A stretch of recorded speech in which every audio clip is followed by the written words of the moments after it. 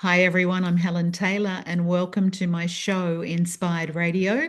I'm here with you every Wednesday for conversations and stories to inspire you. Firstly, before we get started, sponsors, I just want to say thank you, thank you, thank you to all of you. You help keep this show and me alive, so thank you very much. Inspired radio is all about change and getting uncomfortable and shaking up the status quo because we are now breaking free from limiting systems and limiting lives and embracing our infinite potential. My guests are here to tell their story because storytelling is creating a new world. So let me introduce today's guest. I'm delighted to welcome Anna Ditchburn.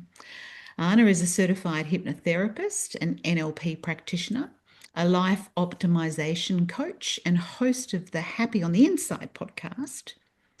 Her own extraordinary journey of healing, forgiveness, and reclaiming her power has transformed the way she helps others.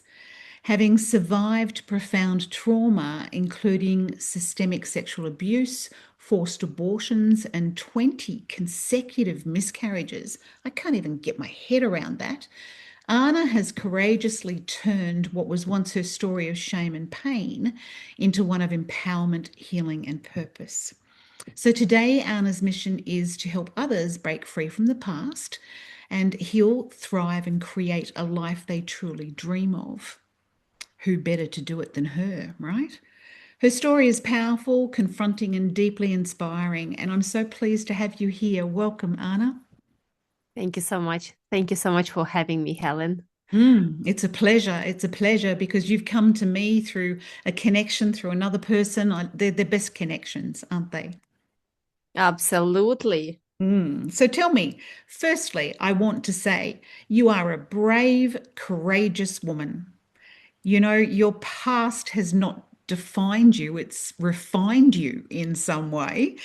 And I would like to start with I was watching one of your podcasts, and I just love that it's titled A Secret Shaped My Life. Can you share with us what that secret was? It's not even a secret anymore.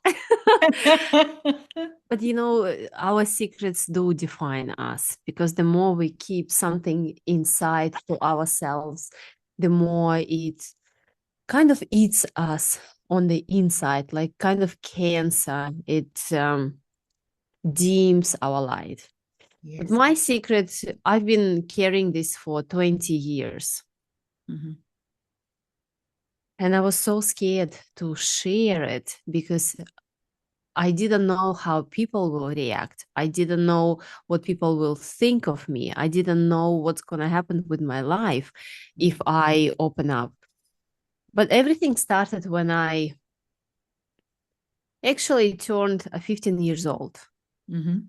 We've been living with my stepfather for 5 years by then. And when I was 10, when my stepfather came into our life, we thought, wow, we have a knight and shining armor, supporter, the saver.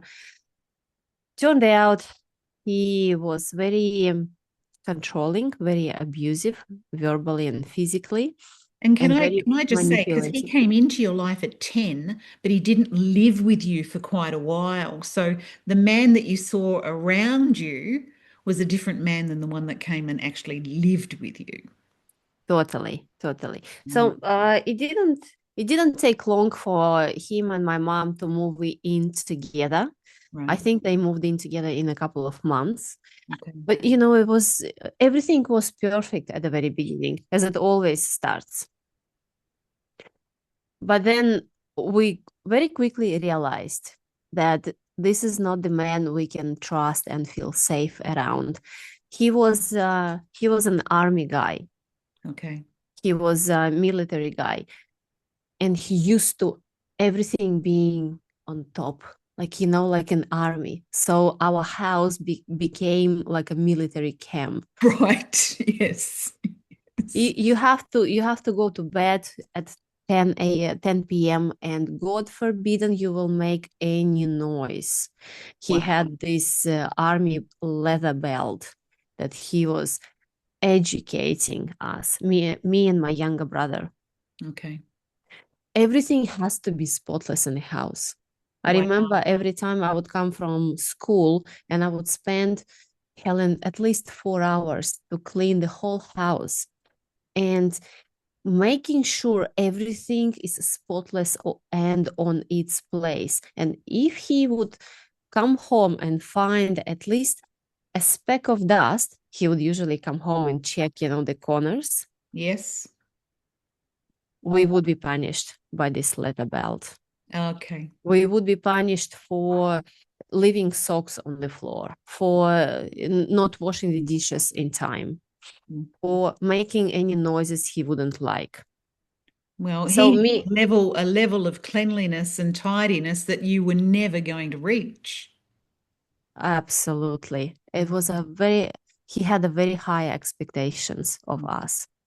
Later on, I realized why, and I will share this with you. Sure. But what it caused, so many people who go through horrendous traumas, they get into drugs, alcohol, whatever. My extreme level, it was cleaning the house Okay. until Yes. there is not a speck of dust in the house. So that became your addiction. Exactly. Right. Mhm. Mm-hmm. Well, It's it's not the a best little bit addiction, but healthier than drugs. it is. But I don't know. It's not really, it wasn't working because it wasn't just about me cleaning the house. I was getting at my husband for making a mess on the kitchen while he was cooking a beautiful dinner for us. So And I you would started mimicking the same behavior, absolutely, right? absolutely. We learn this behavior Mm. from our parents. Yes. I used to love saying, don't educate your children, educate yourself. They will be exactly like you. I like that. Yes, absolutely. So, Lead by example. Mhm. okay, you were living in an army barrack under, the command of, the stepfather. That's traumatic. That's absolutely living in terror all the time. What were your coping mechanisms? It's a very good question. When I was younger, I didn't really have a coping mechanisms, but I would I I learned not to speak up. I learned to be quiet. Yep. I learned to obey the rules. I Yep. learned to do whatever he would say. It Mm. caused me a lot of damage later on in the future. Yes. Later on, when I grown up, when I left the parents' house, my coping mechanisms were a bit of alcohol, of Mm. course. I didn't get into drugs because the place I grown up in didn't have an access to drugs. I didn't have much money either. That was probably fortunate. Yeah. Uh, but promiscuity was one of the things Yes. that I think I was on one hand searching for love and affection and attention, and on another hand I used to keep men at the arm length. Yes. Yes. And can I just say that you've just hit the nail on the head for my own experiences? So Mm, I grew up with a father who mentally poisoned me mhm, and abused me. But I did the same thing as you. I became promiscuous. And at the time, it was just like you, keeping men at arm's length and being in control of the mhm, situation. Yeah. mhm, mhm, mhm. It's like a bit of a default for us by the sounds of it. You know what I came to realize, Helen? Whatever we went through during our childhood is not the worstest thing. I'm talking about mental, physical, sexual, and all kind of abuses. The most damage is done when you don't process those Hiding it. traumas and Absolutely. and all those hidden wounds Mm. hidden traumas, hidden behaviors, Yep. conditioning that we carry with us into adult life. That's what is doing the most damage in Yes. our life. And I'm talking about just some of my examples.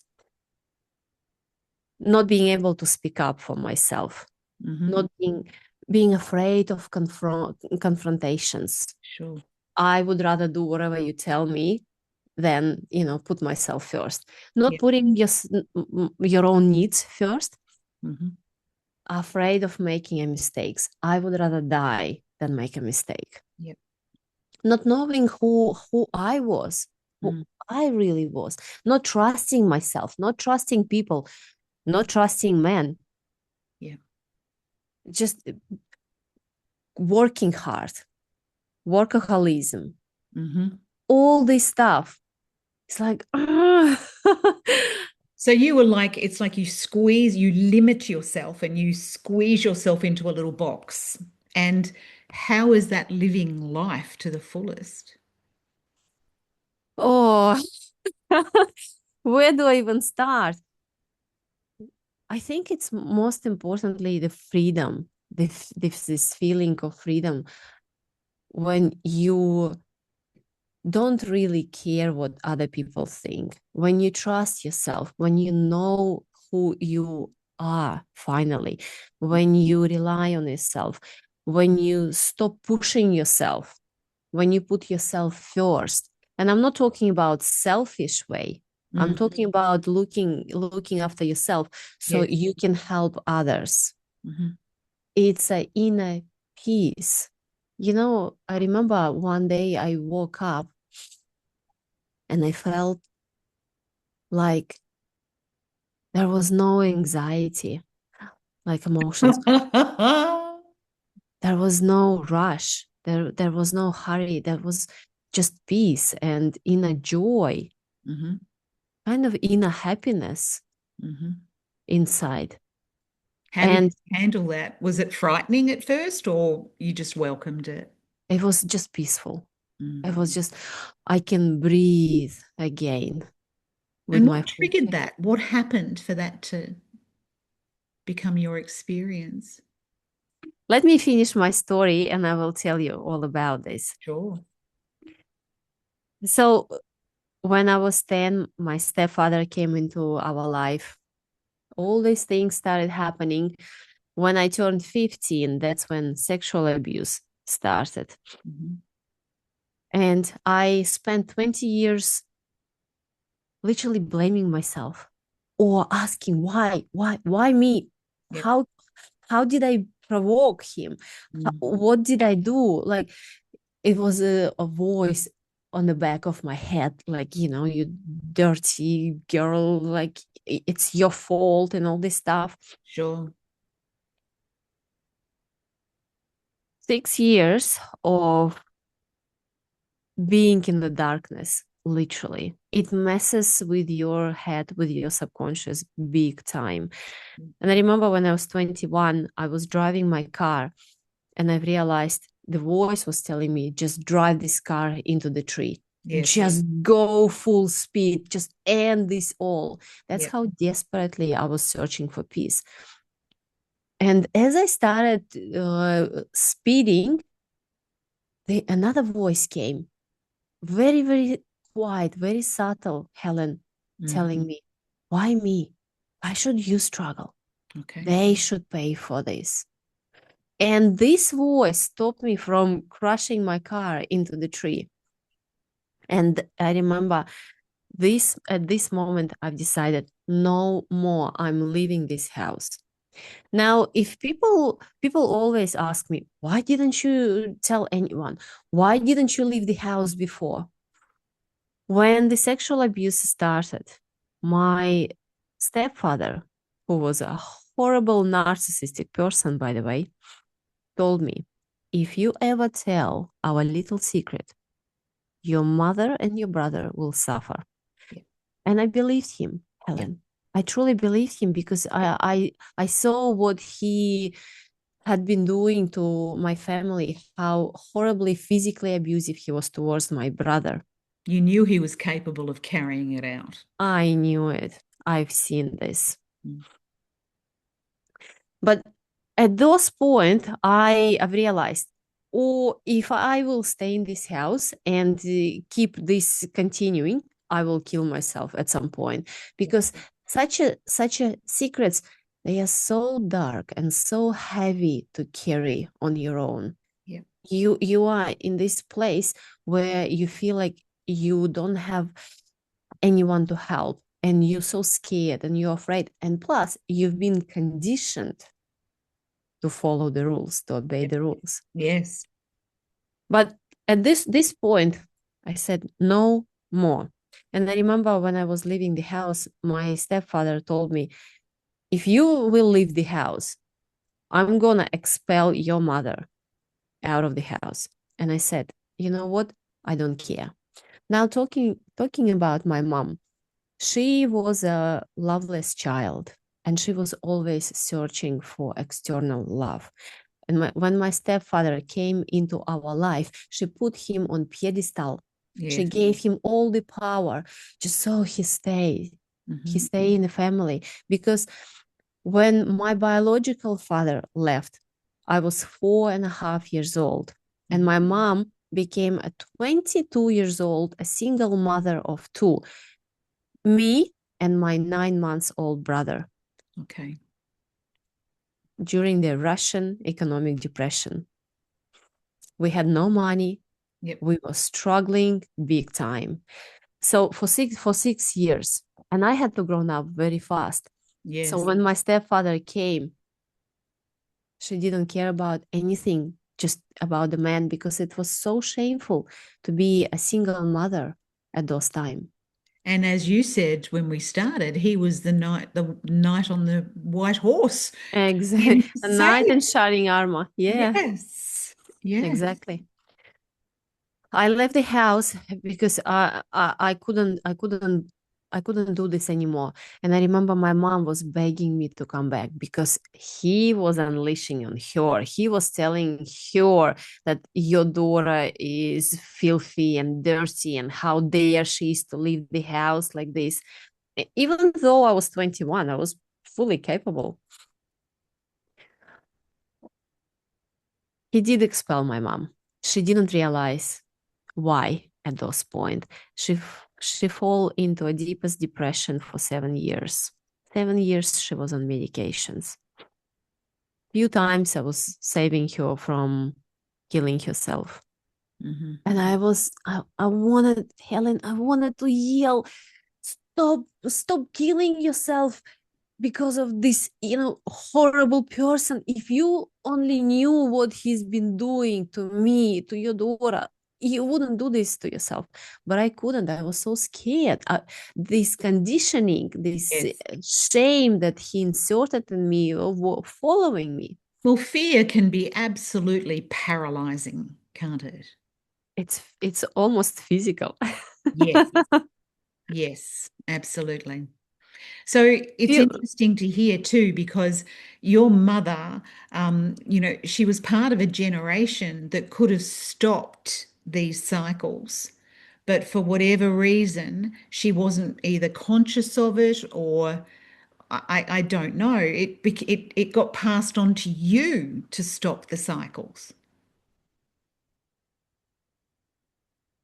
and I don't blame her, because with time I've realized so many women, uh, even if they don't feel safe in a relationship, they still stay because of the financial dependency, because of the status, because they just simply don't know what to do, where to go, Yes. and how to survive. It So seems she still, harder leaving than staying. absolutely, absolutely. Even though it doesn't work well for you, but as you said, it's a box. Mm. And when you put yourself in a box, it's hard to see what's behind Yes. Yes. beside the box. Possibilities. Yes. Unless something really traumatic happens and you have to leave the box. Yes. Mhm. But a few years later, I've met my first husband, ex-husband, and he was a Serbian guy, but he lived in Australia. Okay. And he came over to Russia, met my family, and then I went to Australia to meet his family, and he proposed me, and everything was fine. And I remember when I moved to Australia thinking, finally, I can start from the beginning. But Mm-hmm. you know what I haven't realized, Helen? What's that? You can't run away from your trauma geographically. You bring it No. with yourself. And You can travel halfway around the world and it's still with you. exactly. And in a couple of months, being married to my first husband, I've just realized I've married my stepfather. He Oh, my was the goodness. exact person Yep. I've grown up with. And as a hypnotherapist, I see now we attract not what we want, we attract who we are and what our subconscious conditioned for. Correct. So if we used to live in an abusive family Yep. where you don't feel safe, that's what you attract naturally, Yep. subconsciously, Yep. without even realizing this. Yep. Because it's for your subconscious, it feels familiar. Familiar means safe. Safe, it means that's what we are going to create in our life. Mm-hmm. So 5 years into my relationship with my ex-husband, I found myself sitting on the couch, holding sleeping pills in one hand and a glass of water in another hand. Okay, so you were back in the car on the highway. Absolutely, Okay, absolutely. just in a Thinking different way. exactly. My self-esteem, my self-worth just didn't exist. I didn't see the point of living anymore because I couldn't do anything. It was stronger than me. And I Mm-hmm. remember my mom called me. It was 10 years ago. My mom called me. She knew roughly what was happening. She didn't Okay. have the Yep. whole idea. And I Yep. told her, Mom, if you won't hear from me, just know I love you so much. And she said, Anna, before you do anything to yourself, I want you to promise me one thing. Now, by this time, she already got herself out of the depression. Okay. He started doing the personal development. She started studying the psychology. So she kind of started understanding what's Wow. happening Yeah. and putting herself piece by piece back. Hey. To cut story short, she said, before you do anything to yourself, I want you to promise me one thing. And I said, what is it, Mom? She said, Mm-hmm. I want you to write a list of your ideal partner. And I said, this is all BS, Mom. All men are the same. Mm-hmm. Mm-hmm. She said, just promise. And I did. So I remember I sat down, put my glass of water and my sleeping pills aside, thinking I will just, keep my promise and continue with my journey. Sure. And I sat down, had no idea what kind of partner I wanted, had no idea, Helen, where to even start. But Mm. I remember my mom told me, imagine he's sitting right next to you and you've been together for 5 years now. How does he look like? How would you feel next to him? How your life would look like? And Helen, I started with that. He's bold because I love the actor Jason Statham, and I kind of love this type of man. Yeah. Yeah.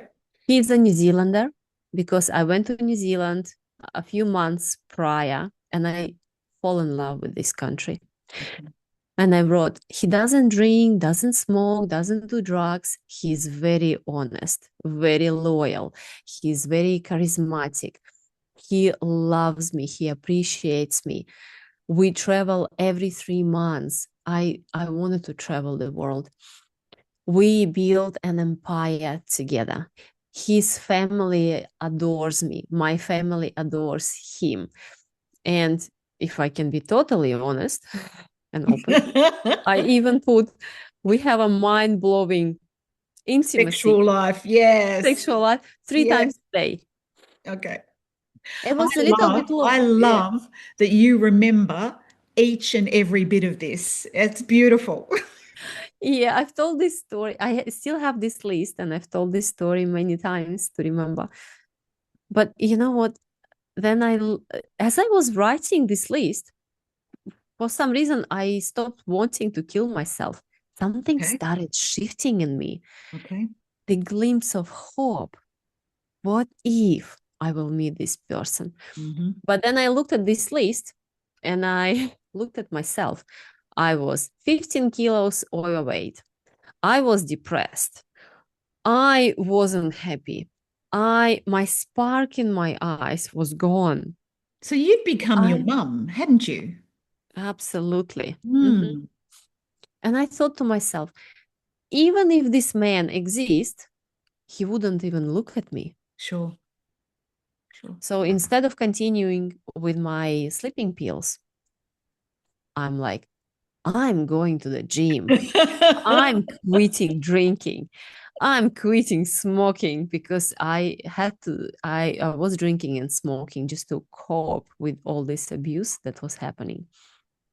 I'm like, I don't care anymore. And plus my ex-husband was cheating on me. So you can imagine how stressful it was for me. So I turned all my attention from outside world and reality into myself. And That's for the what I was very just about to ask you. I was like, what was the switch? Thank you. That was the switch. And for the very, very first time in my life, I put my own needs first. I've asked myself, what do I want? And I wanted my spark back. I wanted my feminine energy back. I Mhm. wanted to do something for myself. So I remember I went to the shopping mall, got myself the sexiest shorts, the sexiest top, Uh-huh. signed up for a gym, and something started shifting in me. I also started doing some work on myself to bring myself, to pull myself back together, because I was once this happy and bubbly girl, who didn't really care, who wasn't heavy, who was light. And I started working on it. It didn't take long, my love, for me to get back on horse Sure. into my normal state. And I've noticed, probably I started losing weight because no drinking, start eating well. I cut all the sugar, all the crap off my diet. I went on good, piece of steak. Sure. Sure. A week later, I've noticed I've I've been approached by different men on the street who would stop me, just who would be attracted by my energy, Hmm. just energy, and they would ask for my phone number. So that I was like, description on that piece of paper was working. that it gets more interesting. Okay.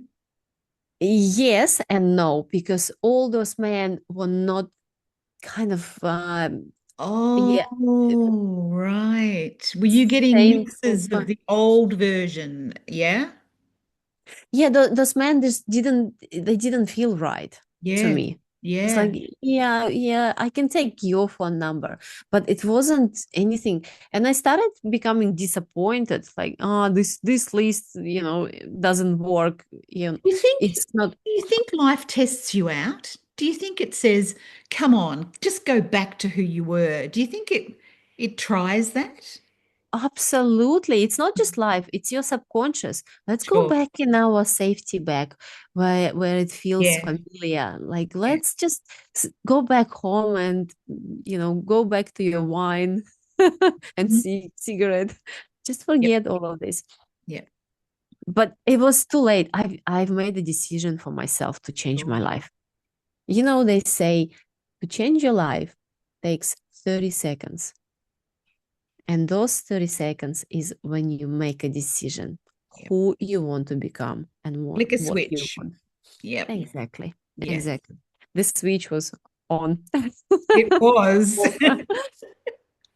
So I started becoming like, maybe this man doesn't exist. Until one morning, 10 days later, after I wrote my list, I was working in Melbourne in the office in the city on Queen Street and Collins Street. So people who live in Melbourne would know. Yep.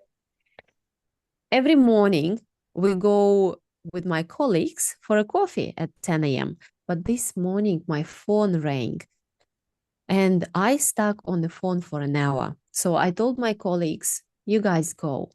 It was unusual, very unusual for my client to keep me on the phone for an hour. Okay. When I finished my call, I just thought to myself, I just will keep going, forget about the coffee. But something in me just pushed me out of my chair. And this voice told me, no, go and get the coffee. My intuition. I was like, okay, that was strong.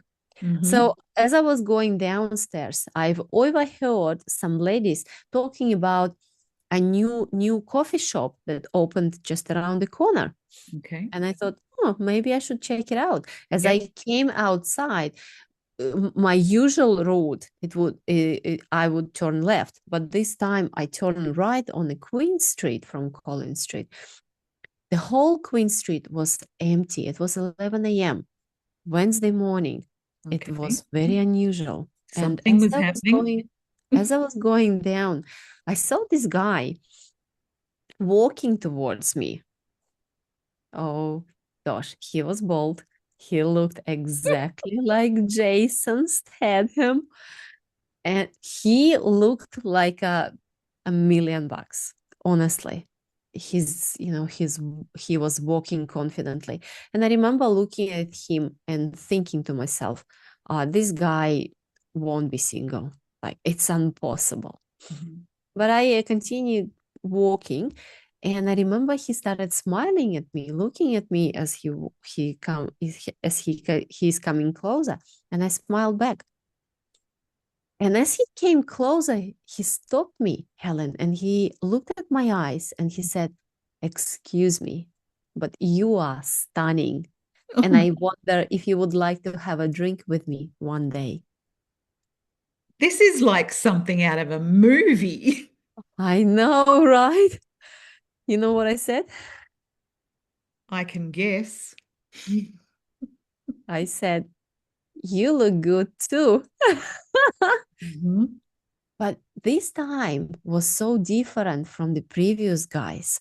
This time, Helen, I felt this, my whole being started shaking. For the very first time, I felt what butterflies in your tummy means. Okay. My whole my whole being was yelling, "That's him, that's Yes, him." yes, yes. Yes, yes, yes, yeah. I was like a little girl, in front of some movie star. It was unbelievable. It was a spark. It was a connection at the very first sign. I wasn't a believer at the love at the first sign. Never. This is all a movie kind of BS. Yep. But I felt it myself. It's like I knew it was him, Helen. And he asked for my phone number, and I said, well, I can take your phone number and I will think about a drink one day. Okay. Good move. Good move. He was on the way to his meeting, so we say goodbye. But it was such a meeting. Well, to cut story short, we are celebrating 8 years together in September 15th this year. He's my husband now. He is my dream man, Helen. He is bold New Zealander who Right. doesn't drink at all, doesn't take any drugs. Yep. He's very courageous. He has an amazing sense of humor. He's so honest. I can't explain to you. He will tell you everything. He cannot hide anything. He is very loyal. I trust him with my life. You know what's funny? We've been traveling every 3 months together Mhm. since we met, nearly. He was made to order. Absolutely. And we were having intimacy 3 times a day, Hmm. mind-blowing intimacy. So I had to go back to my list and cross it and write at least 3 times a week, not 3 times a day, because we were wearing each other out. You had to So, adjust your expectations. so my point is, be careful what you wish for. I got it. Honestly. That's fabulous. That's fabulous. Well, congratulations as well to both of you. What an incredible story. But he was the man, he was the catalyst for me to open up because he was so honest with me, Helen, about his past life and what he's been doing, Right. that it made me finally feel safe to open up to him. Now, Okay. it didn't happen straight away. It was a year and a half into our relationship when I was having my 11th miscarriage. And I remember the doctors could not find any physical reason.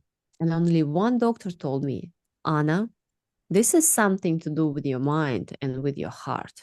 And Okay. I knew exactly, Helen, that bottling up my trauma is not gonna help. The body was carrying the programming, wasn't it? Absolutely. But probably most important thing that made me to open up to my husband is because I saw how badly he wanted this child. Mhm. I knew he's going to be an amazing dad, and it was unfair to keep this from him. Sure. So he was the very first person, the second actually person I've opened up to. Mhm. And he was the one who told me, Anna, you have to heal this trauma.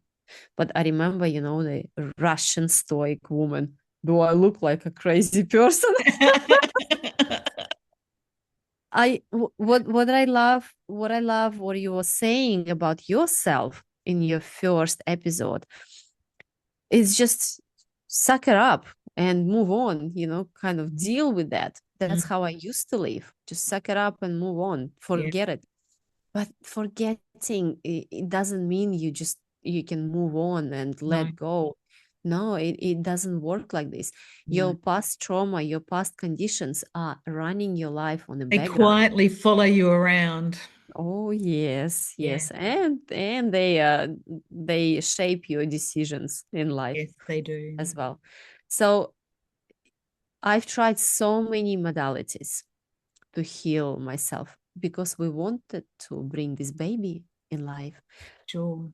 And I remember Laban recommended me one hypnotherapist. He went through hypnotherapy himself for sugar addiction. And he said, why not to try? And I did. And I remember after my last session, I was ready to open up to the whole world, but most importantly, to my mom.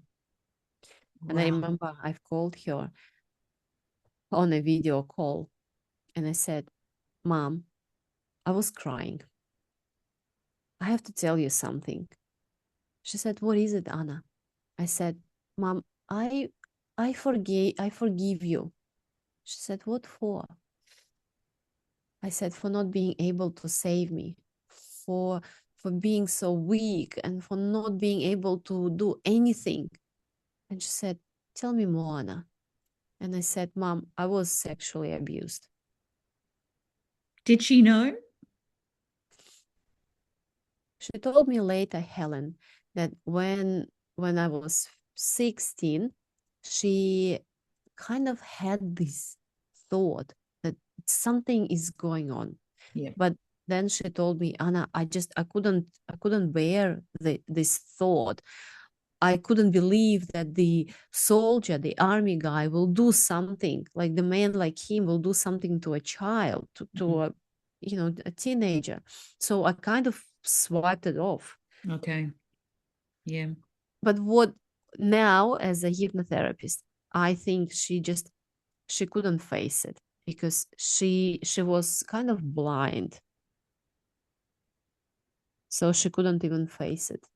well, She she was wouldn't know what to carrying, do with that. she was carrying and dealing with a lot of trauma herself. And if she had have actually acknowledged what was going on with you, that could have just tipped her right over the edge. Mm-hmm, mm-hmm, mm-hmm. So it's a safety mechanism sometimes to compartmentalize it. Well, Helen, so many people don't want to know how many children are getting sexually abused in the world. Yes, They yeah, don't want to. no, no. It's too painful. It's too confronting. And Mm-hmm. that's what I'm doing right now. I'm being confronting, but I'm not sharing my story for any sympathy or Mm. to feel sorry for me. I'm sharing this story from the place of triumph, Yes, victory, in yes, hope that your listeners will find some hope and strength in my story and open up about yes, their experiences, because the more people speak up about this, yep, the more perpetrators will think about this 10 times if yes. they will know they are going to be exposed. Yes, I agree. I agree. And as you've said, you pay a price for carrying those secrets and that darkness around Mhm. with you. And you're here being the catalyst to helping others to do that. Yeah, like a domino effect. You do it, and people listen, and then they do it, and then they share it. Exactly. When when you go through unimaginable trauma, I call it the gift of adversity. And when you come on another side, the you kind of get a tap from God on the shoulder saying, you know what, you found your purpose. You Well know what done, to do. my child. Well I done. Yes, yes, I was asking myself for such a long time, what is my purpose? What am I supposed to do on this planet? And usually our purpose is right here, right in front of us. yes. It's our gift of adversity to share our struggles from the place of victory. And Yeah. you don't have to be 100% sorted out or being a Tony Robbins. No, all you need to do is to be one step forward so you can be still relatable to someone who is 5 years younger than you, who is just at the very beginning of journey. Yes, absolutely. It's called sometimes standing on the shoulders of giants. Yes, that's what my husband says. Right. Somebody, liberates themselves of something that they've gone through, and it flags energetically to Mhm, many, many others to do exactly the same. mhm, mhm. And I want to share something about uh, forgiveness as well. It's That a big is topic. so interesting because I wrote that down here. Please, please go ahead. Now working with people, I see more and more people just cannot forgive uh, people who hurt them in the past. Mm. And you know what? I don't actually like the word forgiveness. Well, I don't hate it. I just don't like, because I don't think um it's about forgive. Like, what is the forgiveness? I agree with you. I agree with you because years ago, when I was going through the same thing as you, I didn't like that word. I didn't like that I felt like I was forgiving somebody else. I Mm-hmm. didn't get that whole concept of it. So, what did you turn that into then? It's not about forgiving, because I forgave, if you want to use this old word, I forgave my stepfather, I forgave my mom, and I forgave myself for not knowing. Yep. But what I love using right now is the word release. Hmm. Release yourself from this Yourself. cage Yes. in Yourself. yourself. Yes. Exactly. You Yes. don't you don't have to forgive someone. It's releasing yourself from these emotions of anger. Oh, I had a lot of anger. Yep. Emotions of shame and guilt and pain. and fear. Mm-hmm. Because when you release those emotions, when you release yourself from this prison, you just stop caring about your perpetrator. You just stop. There is no the emotions of pityness or anger or anything. It's just like whatever. And I'm actually grateful to my stepfather for giving me this gift of adversity. Yes. If I would be able to change it, I probably would, but I'm grateful because that's what makes you a good specialist, when you can help people based on your own experience. I know what childhood sexual abuse survivors think, feel, what they are afraid of, what they don't want to tell, Yeah. and how to help them. That's what makes any other person who went through this trauma the best specialist. I agree. I realized throughout, because I've been a counselor and, all sorts of different things in this lifetime. And I realized that what you're talking about right now, if you're a practitioner and you are helping others through experience, not through what you've learned at university, not what you've learned in a course, not what you've learned in books.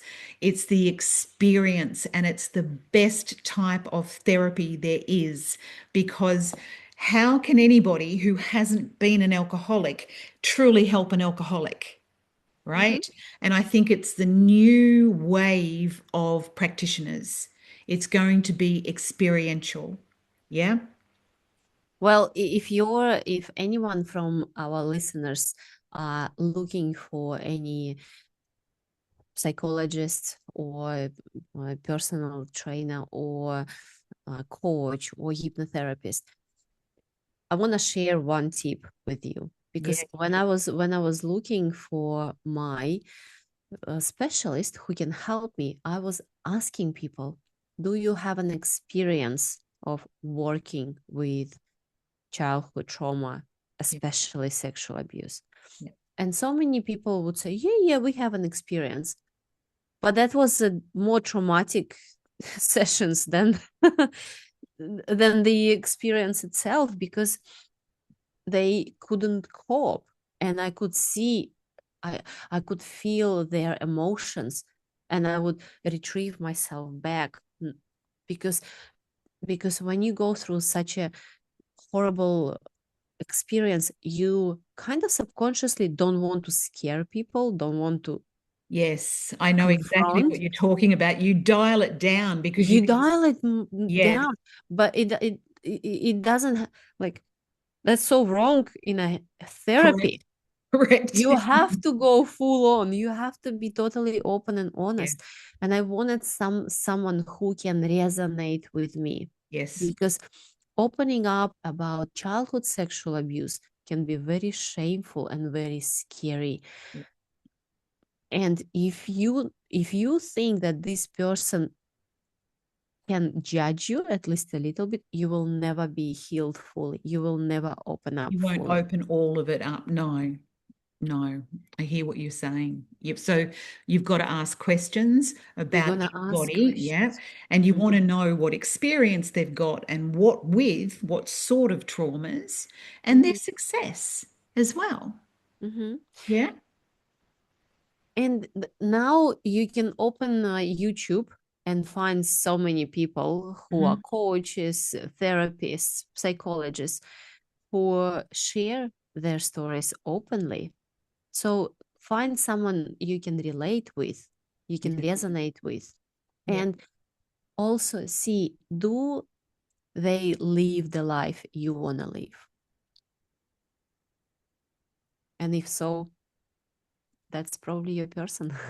That's it. You want to see that they're out the other side and, yeah, living a beautiful life. Like you said, that one moment that you reached where you felt that peace, where you felt that calm. Mhm. Hmm.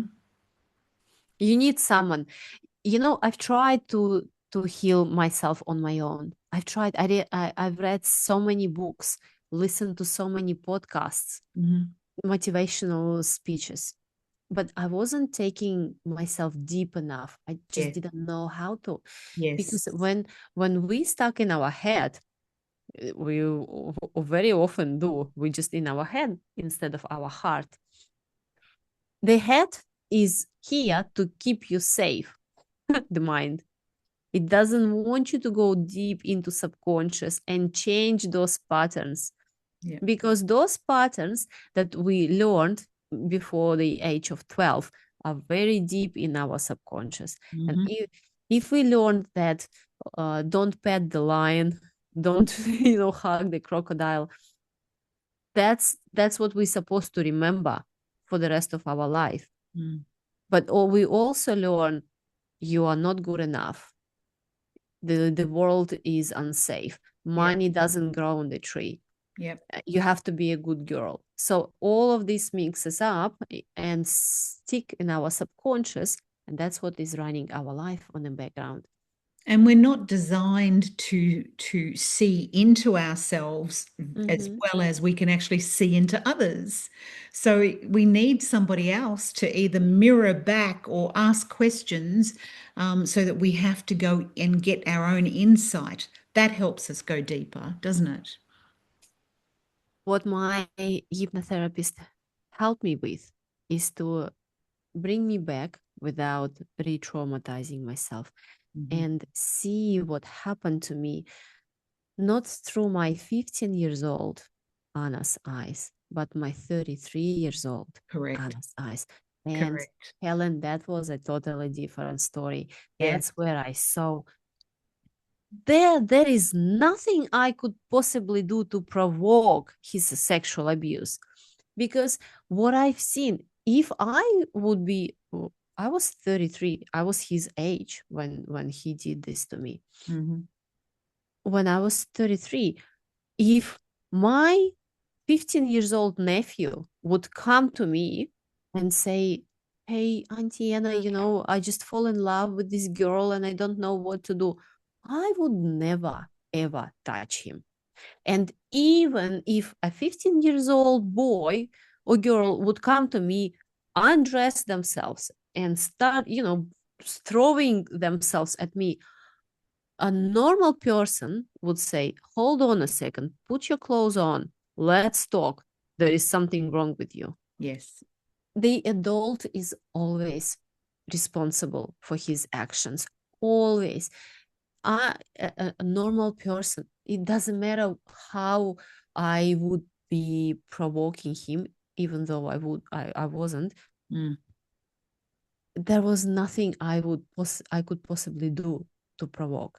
You know what I mean, Helen? So you were the 33-year-old looking back, and with that 33-year-old emotional and mental intelligence, Yes.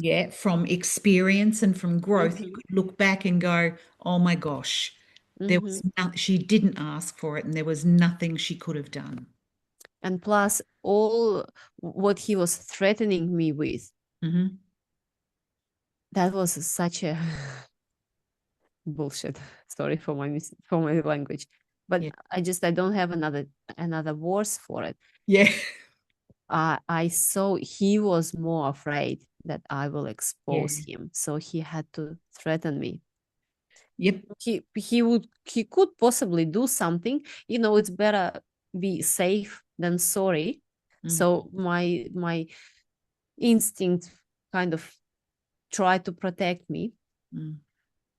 But when I saw it, I was like, it wasn't my fault. It was never my fault.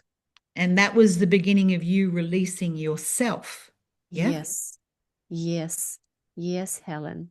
And the more I the more I was going into my healing journey, the more I was realizing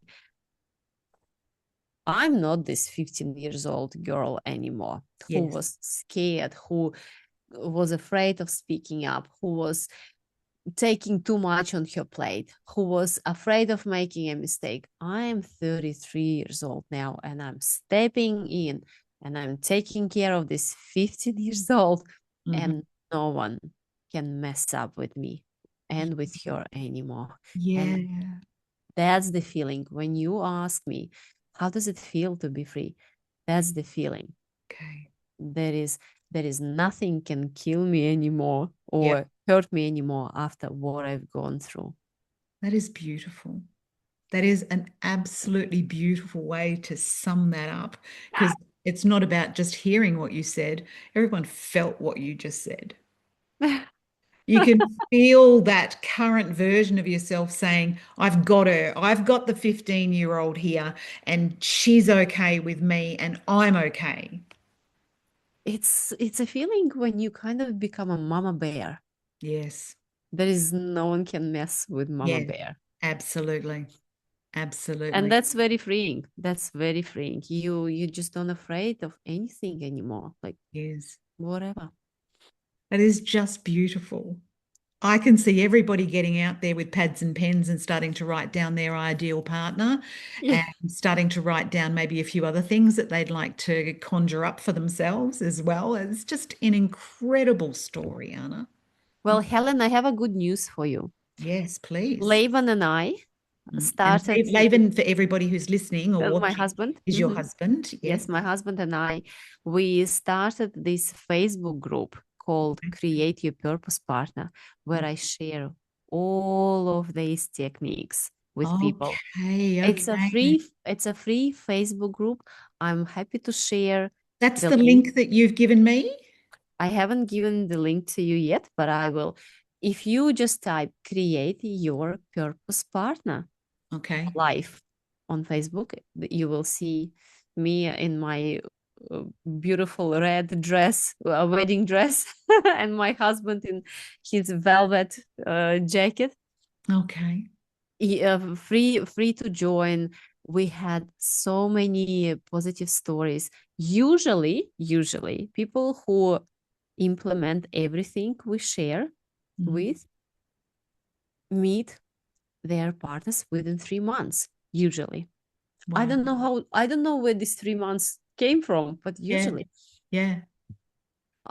and yeah, you're free to join. I And think that's wonderful. They don't have to go, they can just come along, join up, and you've got some guidance there for them, have you? I have a guide how to actually write the list of your ideal partner. Fantastic. Well, that's a surprise to me. I didn't know that was going to come out in this interview. That's Yes. beautiful. That's beautiful. Well, I'm so sorry that we've run out of time. This has been really just such a beautiful story. Listening to just where you came from, what you went through, and how you released yourself from that is an incredible journey, Anna. Thank you so Everyone can do it. Everyone can do it. Yeah, everyone can do it. Absolutely. And as you said, you've just got to take a step, yeah, and possibly just reach out to somebody else. Tell one person your story. Tell one person and see what happens. Because as you said, God kind of taps you on the shoulder. Mhm. Something beautiful starts to happen. Yeah. You know, I remember watching some of the videos on YouTube at the very beginning of my healing journey and thinking to myself, gosh, those women, they're so courageous. They're sharing their stories on the stage, inspiring millions of people. How? How are they doing this? And now I get to do this Now myself. you're it. You're it. It's wonderful. Everyone can do it. So, Thanks. what's one thing you would say to somebody out there carrying their story around? Probably one thing, you are not alone. That's There are beautiful. so many people who are going through this at Mm, this very moment. And ask for help and keep asking until you get it. yeah, fabulous. And I'm going to put links for you that you've already given me and the one for your Facebook group you just spoke about as It's well. coming. We'll It's put coming. them, yeah, we'll put them with the show notes and get them out there for everybody. Okay. Anna, Mhm. thank you so much. It's been a pleasure. Helen, I can't believe it's been an hour. I know. I know. Where did it go? Love it. Love it. Thank you so much. Thank you, Anna. Thank you.